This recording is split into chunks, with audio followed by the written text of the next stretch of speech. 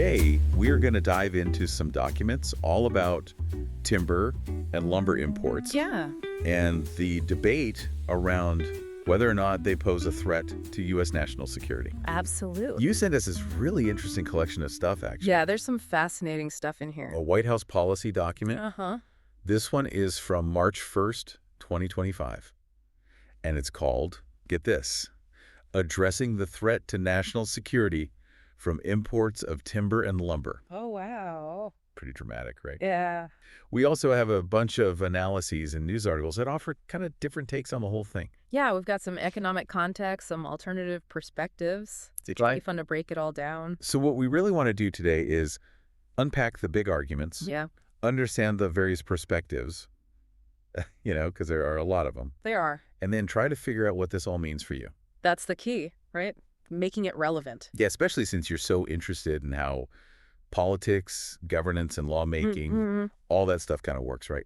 Absolutely. Okay, so let's break down exactly what we've got to work with here. Okay, so we'll start with that White House document. Okay. We're going to carefully dissect their main points and the investigation they've decided to launch. Okay. We'll also be looking at the arguments against this whole national security angle. Right. And we'll definitely dig into the economic side of things, too. Perfect.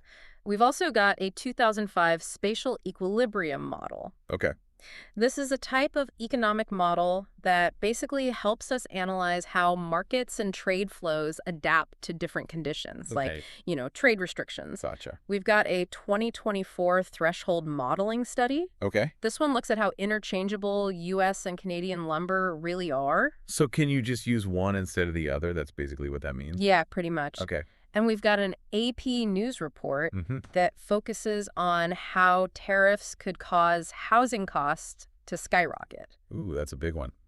It is. Especially these days. Yeah, for sure. What else? We also have a statement from the U.S. Lumber Coalition. Okay. They're pushing back against all the criticism of U.S. trade measures. Thanks. And, of course, we'll be referencing some background information as well. Oh, yeah. Just to summarize the core arguments, Yeah. and lay out the scope of the investigation. Okay, that makes sense. And then finally, we'll touch on how U.S. lumber prices are affected by import restrictions and the whole debate surrounding U.S. domestic lumber capacity. Okay, so why should you even care about this? Good question. It all boils down to a few key areas that you're interested in, right? Yeah, exactly. This whole thing sits right at the crossroads of trade and national security. It's about the real-world economic impacts of decisions made in Washington. Big time. And it digs into the, sometimes, shall we say, tense relationship between the U.S. and its trading partners. Yep. Especially Canada. Especially with Canada, yeah. This softwood lumber dispute, it's been going on forever. Seems like it, right?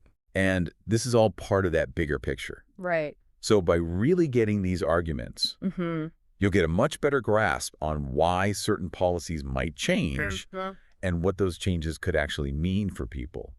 For businesses, the economy, everything. Really. Exactly. The whole 9 yards. Exactly. Okay, let's start with the White House and their main argument. Okay, so the White House is coming out strong, saying the wood products industry is absolutely vital to U.S. national security. And they're not just talking about lumber here. No. No, they mean the whole shebang. Okay. Timber, lumber, all the stuff made from wood. So like plywood and... Yep, plywood, furniture, you name it. Okay. They're saying it's all crucial for a strong economy and for industrial resilience. Interesting. And they specifically call out construction and the military as being super dependent on this industry. That military angle is a big one, right? Oh, yeah, they really hit on that. Yeah, because in the document they talk about how the U.S. military spends, like, what was it, over $10 billion a year? Yeah, over $10 billion. It's like construction. And they need that steady supply of lumber. They need it to build stuff, obviously. Right. But they also need innovative wood products, too. Which is what, like engineered lumber and things like that? Exactly, like cross-laminated timber, those kinds of things. Okay, so the idea is that we need a strong domestic lumber industry to meet those needs. That's the argument, yeah. Which, okay, makes sense on the surface, but then they go on to talk about this import vulnerability. Right, and this is where it gets a little tricky. Okay. The document points out that the U.S. has been a net importer of lumber since 2016. Meaning we buy more from other countries than we sell, right? Right. Even though we've got a ton of timber here at home. Exactly. Like They even say that in 2024, Mm-hmm. domestic producers could have supplied something like 95% of what the country needed. Yeah, 95%. So on the one hand, we've got enough trees to meet our needs. Uh-huh. But on the other hand, Mm-hmm. we're still buying tons of lumber from other countries. Yep, It does seem a little bit weird, right? it does, and the White House knows that. Yeah. So they address it head on, talking about unfair trade practices. They're basically saying other countries aren't playing fair, right? Exactly. Okay, so what's the gist of their argument there? They're claiming that foreign governments are giving their timber industries big subsidies. Like financial help that gives them an unfair advantage. Exactly. And they're also accusing them of using these, predatory trade tactics. Okay, and this is all hurting U.S. producers, right? That's the argument, yes, making it harder for them to compete. And they specifically call out Canada on this. Yeah, they do. And it's worth noting that the U.S. Lumber Coalition, Oh, yeah, that group that represents U.S. lumber producers. yep, they back up the White House on this one. They even use the phrase, Canada's unfair lumber trade practices. So they're not pulling any punches. Not at all. Okay, so the White House has laid out their argument. They say this industry is critical. We're vulnerable because of imports, Mm-hmm. and other countries are playing dirty. Right. So what are they going to do about it? Well, their big move is to launch an investigation. Okay. They're using Section 232 of the Trade Expansion Act of 1962 to do this. Okay, remind me, what does that act allow them to do? So Section 232 lets the government investigate whether importing certain goods could harm national security. Okay, so they're basically saying that relying on other countries for lumber could put our national security at risk. That's the idea. Wow. And based on the investigation's findings, Mm-hmm. the Secretary of Commerce will then recommend different actions. Okay, so what kinds of actions are we talking about here? Well, the document mentions a few possibilities. Okay, like what? They could impose tariffs. Which are essentially taxes on imported goods. Yep. They could also put in place export controls. So that would limit how much U.S. timber we can send to other countries. Mm-hmm. Right. And they could offer incentives to boost domestic production. So trying to get American companies to make more lumber here at home. Exactly. Okay, that makes sense. So it's a range of options aimed at either curbing imports, bolstering domestic supply, or both. Makes sense. It's all about finding that balance, right? Right. But it's interesting that they're making a specific distinction between timber and lumber. Yeah, that caught my eye too. Why is that important? Well, remember how they define those terms in the document? Vaguely. So timber is raw, unprocessed wood, like logs straight from the forest, Okay. and lumber is processed wood. So like boards and planks. Right, the stuff you'd actually use to build a house. Got it. And this difference probably matters a lot for how they apply any policies that come out of the investigation. So like they might put a tariff on lumber but not on timber, that kind of thing? Exactly. Or they might have different rules for each. That's a really important detail. It is. Okay, so this investigation they're launching is pretty wide-ranging, right? Oh, yeah. They've given the Secretary of Commerce a lot to look into. Like what? Well, they need to assess the demand for timber and lumber.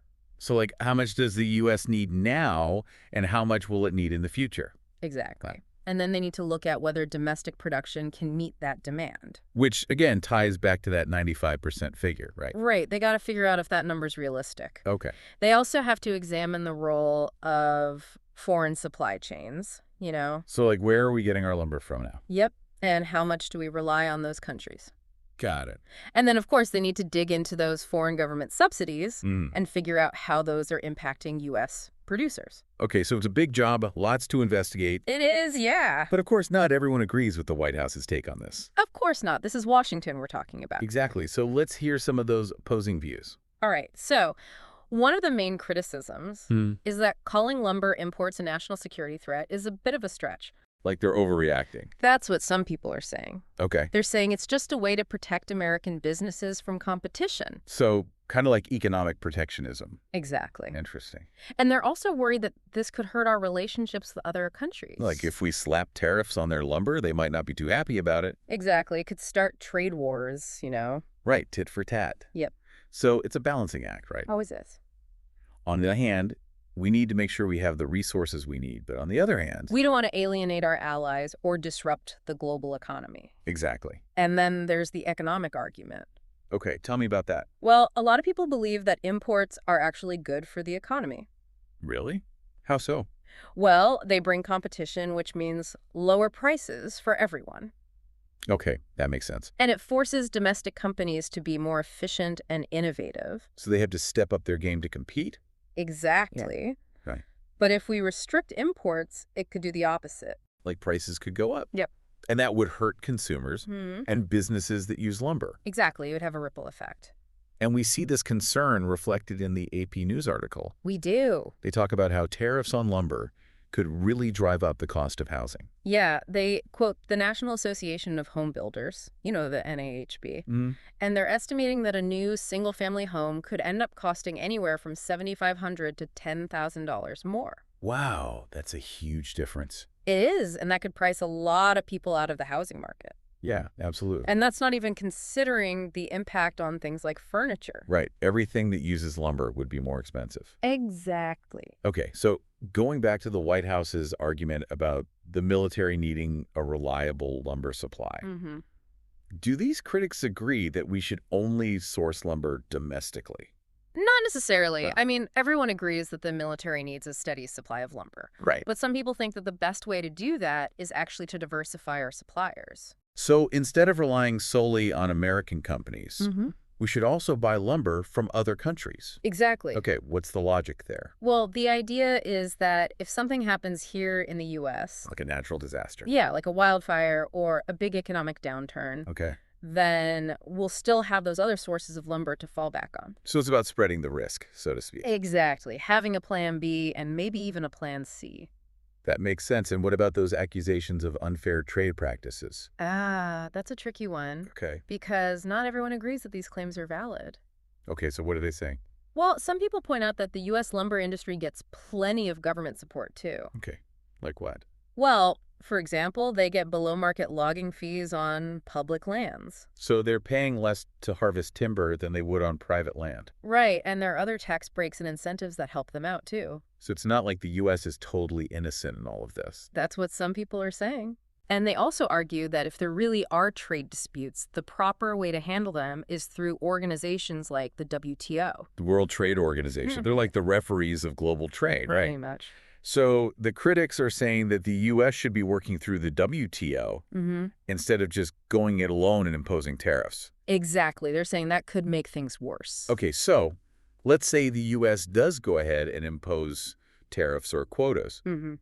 What are some of the potential downsides besides just higher prices for consumers? Well, first off, it could trigger retaliation from our trading partners. So, like, they might put tariffs on U.S. goods. Yep, it could escalate into a full-blown trade war.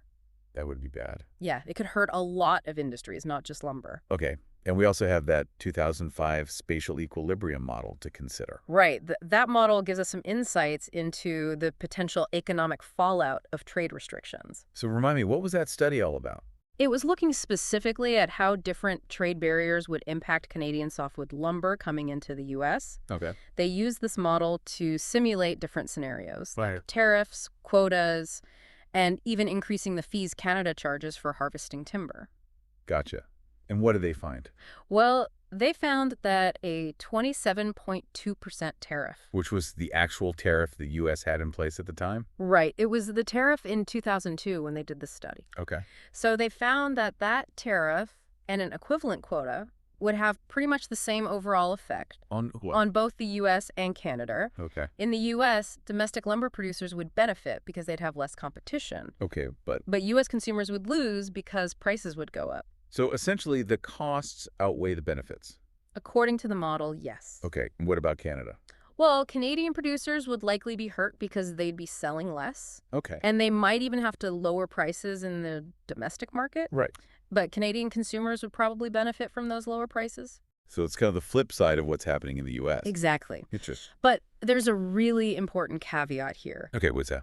The study points out that things look different depending on who gets the extra money. Extra money, what do you mean? So if the U.S. imposes tariffs, the government collects that tariff revenue. Right. And that could make tariffs more beneficial for the U.S. than just having free trade. Okay. But if we impose quotas, Mm-hmm. then Canadian producers could end up getting extra profits. Because they can charge higher prices since there's a limited supply. Exactly. That's called a quota rent. Okay, so who benefits depends a lot on the specific policy that's put in place. Yep, that's a key takeaway from this study. Okay, so what about that other scenario they modeled? The one where Canada increased its timber fees. Oh, right. That's the stumpage fee scenario. Yeah. So that one played out really differently. How so? Well, with tariffs and quotas, you see a big price difference between the U.S. and Canada. Right. But if Canada raises its stumpage fees... Which is basically the price they charge companies to cut down trees, right? Exactly. If Yeah. they raise those fees, then lumber prices in both countries would go up. So there wouldn't be such a big difference between U.S. and Canadian prices anymore? Right. The gap would shrink significantly. That's fascinating. It really shows how different policies can have very different effects. Okay, so now let's jump ahead to that 2024 study. Okay, the one about substitutability. Yes, the one that looked at how interchangeable U.S. and Canadian lumber really are. Right, because that's a huge factor in this whole debate. Explain why. Well, if Canadian lumber is a direct substitute for U.S. lumber... Meaning you can use one in place of the other without any problem. Exactly. Okay. Then imports are a much bigger threat to domestic producers. Because essentially, consumers and businesses can just choose the cheaper option. Yep. And that cheaper option is often the imported one, right? Often, yes. Okay, so back to the study. How did they figure out this substitutability thing? They used something called threshold models. Okay, I'm not an economist. Break that down for me. So basically, they wanted to see how the relationship between two things changes when you hit a certain point. Okay. In this case, those two things were the prices of two different types of lumber. Okay. So just They looked at spruce pine fir, that's mainly from Canada, so we'll call it SPF. Okay, yes. And they looked at southern yellow pine. Which is mostly from the U.S., right? Right, we'll call that SYP. Okay, so SPF versus SYP. Exactly. And the threshold they were looking at was the price difference between the two, right? Yes, so they wanted to see if the price difference changed how substitutable the two types of lumber were. Got it. And what they found was really interesting. Tell me. So when the prices were pretty close, within about 3.4% of each other, Okay. those two types of lumber were very substitutable. So if the prices were almost the same, people would just pick whichever one was slightly cheaper, regardless of whether it was SPF or SYP. Pretty much, yeah. Interesting. But when the price difference was bigger than that 3.4%, they weren't so substitutable anymore. So people would start to factor in other things besides just the price. Right, like the specific qualities of each type of wood, or maybe even where it came from. So the takeaway here is that the level of competition from Canadian lumber really depends on the price. Exactly. Which is a really important point for policymakers to consider, right? Absolutely, because it means they can potentially influence that competition through trade policies. So if they want to protect U.S. producers, they could try to push that price difference above that 3.4% threshold. Exactly. By, for example, adding a tariff. Right, that would make Canadian lumber more expensive. And then maybe people will be less likely to buy it. Potentially, yes. But, of course, that could also backfire. How so? Well, if Canadian lumber becomes too expensive and there aren't enough affordable domestic alternatives, then consumers end up paying more. Right. And that could hurt the economy as a whole. It could, yeah. It's a complex issue with lots of moving parts. Okay, so now let's hear from the U.S. Lumber Coalition. Okay, so they've been pretty vocal about this whole thing. Yeah, they're the ones representing the domestic lumber industry, right? Exactly. So what's their stance? Well, they're big supporters of these trade measures. The ones the White House is considering. Yep, and the ones that are already in place. Okay. They say these measures are crucial for strengthening domestic lumber production. Okay, and they've got some numbers to back that up, right? They do. What are those numbers? They're saying that since 2016, U.S. lumber mills have added 8 billion board feet of production capacity. So they're able to produce way more lumber now than they could before. Exactly. And on top of that, they say they've produced an extra 30 billion board feet of lumber during that same time period. Yeah, so they're saying that even with less Canadian lumber coming in, U.S. mills have been able to step up and fill the gap. right, and they're using this to argue that the U.S. doesn't need to rely on imports. Because we can make enough lumber ourselves. That's their argument. And they're also pushing back against that idea that tariffs will make housing unaffordable, right? Oh, yeah, they're addressing that head on. Okay, so what are they saying? They're basically saying that lumber prices are already low. Even with the existing tariffs and trade measures. Yep, they're saying those haven't really had a big impact on prices. Okay. And they're also saying that lumber is only a small part of the overall cost of a new home. So even if lumber prices did go up a bit, it wouldn't make a huge difference in the final price of a house. That's their argument. Interesting. They're even accusing groups like the NAHB of being more interested in cheap lumber than in fair trade. So they're really going after their critics. They are, yeah. Okay, so what's the U.S. Lumber Coalition's main message to policymakers? They're basically saying, keep enforcing those trade laws. The ones that are already in place. Yep, and maybe even make them stronger. So they're really doubling down on this protectionist approach. They think it's the best way to support American jobs and make the U.S. lumber industry more self-sufficient. Okay, so we've covered a lot of ground here. We have. What are the key things you should take away from all of this? So the big picture here is that there's a huge disagreement over how to view imported timber and lumber. Right. Some people see it as the threat. Others see it as an opportunity. Exactly. Right.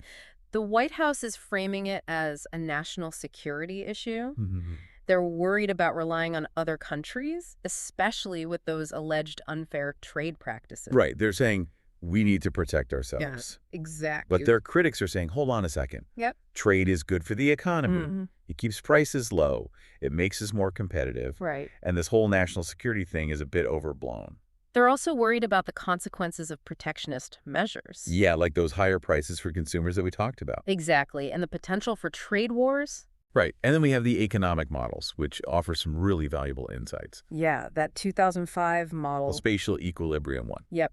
That one suggested that tariffs and quotas could end up hurting U.S. consumers more than they help domestic producers. Right. Even though they might benefit the government through tariff revenue. Right. Or benefit Canadian producers if there are quotas. Exactly. And then that 2024 study. It's the one with the threshold models. Yep. That one was really fascinating. It was. Because it showed that substitutability isn't black and white. Right. It's not just, yes, they're substitutes, or no, they're not. It all depends on the price difference. Exactly. Which means policymakers have more levers to pull. Right. They can actually influence that substitutability through tariffs and other policies. It's pretty powerful when you think about it. And then, of course, we had the U.S. Lumber Coalition. Right. They're firmly in the pro-trade measures camp. Yep. They're all about protecting domestic producers. They're saying that the U.S. lumber industry is strong, it's growing, and it can meet our needs. And that tariffs are not the bogeyman that everyone's making them out to be. Exactly. So,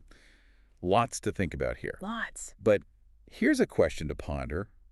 Based on what we've learned, okay, hit me.